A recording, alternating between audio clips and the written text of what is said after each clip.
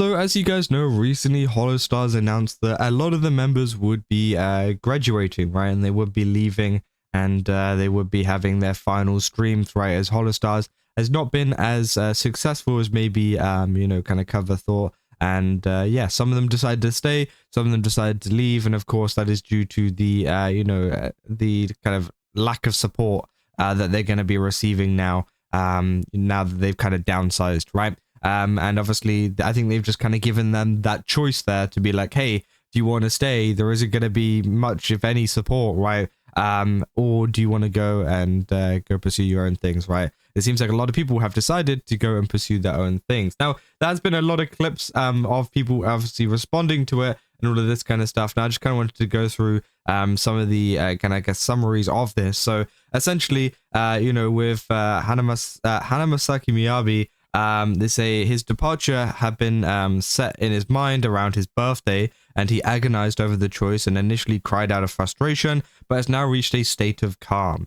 So when the company announced his downsizing, the management informed him one-on-one that the new direction would focus on solo efforts rather than group activities. Because he deeply valued the group identity of Holostars, he felt his core vision no longer aligned with the company. He harbors no bitterness towards the company, that corporate environments and people naturally change over 7 years. His final stream will be on June 8th. So, yeah, I mean, that's fair enough, right? It seems like the reason why he left was due to the fact of, you know, just kind of wanting to be in a group, right? And I think that is fair enough, right? Maybe we'll see him join a different agency or whatever in the future, because obviously, you know, very emphasized on the group there, rather than wanting to be indie, right? Because some people will go, okay, I think there's going to be a mix of what is going to come out. There's going to be some people that just want to be a part of a group and do group activities, so they're going to leave because of that. There's also probably going to be people that want to do stuff on their own, but don't necessarily want to do it underneath Holostars because, again, it just doesn't really make sense to,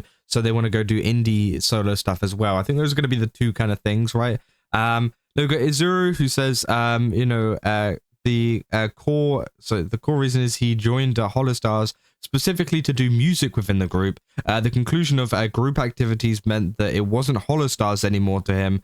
So the gap between what he wanted to achieve and the realistic timeline possible in the current environment caused a massive creative disconnect, leading to the diagnosis of a adjustment disorder. I'm assuming, yeah, I'm just saying, I think they just mean that there's going to be a big disconnect, right? He emphasizes that Cover Corp is a good company and he was not fired. He chose to leave because he could no longer treat the current situation as a viable career, which I think is essentially how the other ones have gone, right? We've got Tema as well saying he originally joined because he joined to experience the heavy collaboration and box group dynamics, which naturally decreased over time. Following the April downsizing announcement, he realized that the company is no longer what he saw for the future. He blames his own perceived lack of skill and personal hesitation to jump into external streamer servers like GTA, despite the staff providing opportunities. Because of this, he feels like the downsizing decision was completely logical and bears zero hatred towards management. His final broadcast is also on June 8th. So, yeah.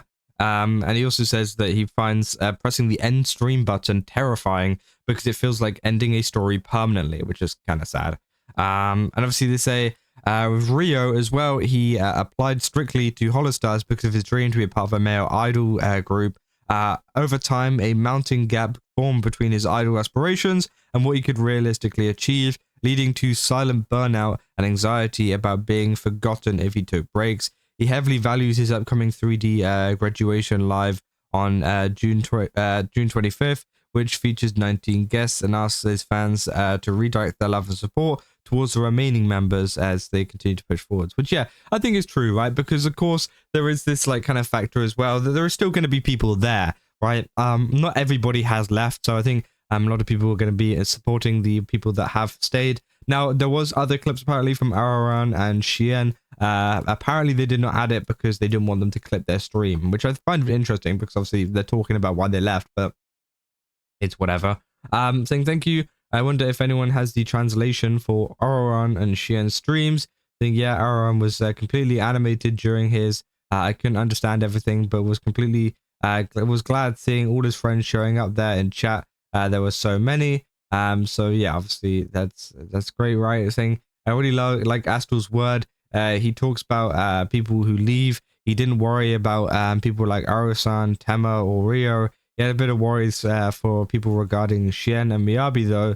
Wherever they respawn, I believe the wind of algorithm will bring them to my main page. And yeah, I mean, as we know, with the VTubing space, right, there's always going to be that kind of thing where they're going to pop up at some point, right? They're either going to pop up on an indie channel or they're going to pop up on a different agency or whatever, right? And people always find them. People always know who they used to be. That's just how the VTubing community kind of works now. And yeah, obviously it will just be a matter of when that kind of happens, right? When will we see them take up this new role? They say, as much as Cover failed them, I can understand. They think that working for Cover was a great thing overall and that they were a good company. They did have like 7 to 4 years of a really cool job with lots of opportunities, but it's still all Cover's fault. I don't know. I don't like that Tema thinks he couldn't do enough. I really think if Cover did better, he and the rest of JP could be more popular now. So obviously a lot of people have been discussing, you know, which way they kind of, you know, feel on this. They say this is a brutal watch, especially with how so many of them seem to be blaming themselves for this.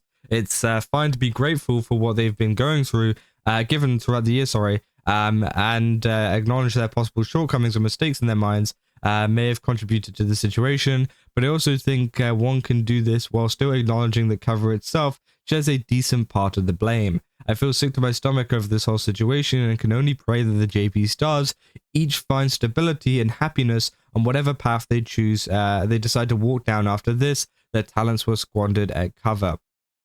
So yeah, obviously, you know, a lot of people not so happy at the fact that, you know, some of them are actually blaming themselves when, you know, a lot of people believe that, you know, it was more so Holostars and things like that that kind of let them down. Again, you know, you can kind of have your own opinions on that one. Who let down who? You know, was the talents good enough?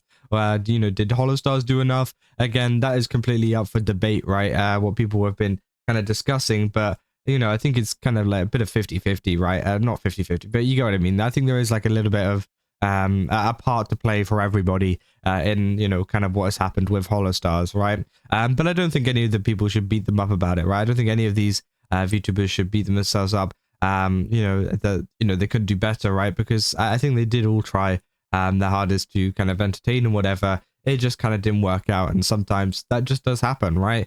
It does suck, but it does happen. And again, you know, it seems like it is now coming to an end. But yeah, we're now reaching the last couple of weeks or so, sometimes even week for some people, of Holostars, and it will be interesting to see what kind of comes of this, right? Will there be any new VTuber debuts, you know, coming out from some of these members or whatever? And will they try to pursue an indie career or, you know, with another agency? Or is this it for VTubing for some of them as well? Because, you know, a lot of people talk about, oh, okay, they're going to go and, you know, make it as an indie VTuber or as an agency VTuber. Some people just kind of just, you know, they just want to get a different job, right? They just want to, like, do a job in real life or whatever. I don't know. Sometimes that happens.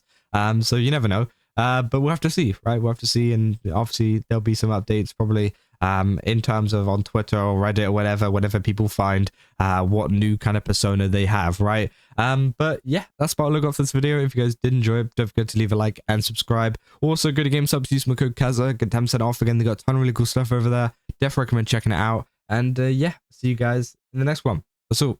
See ya.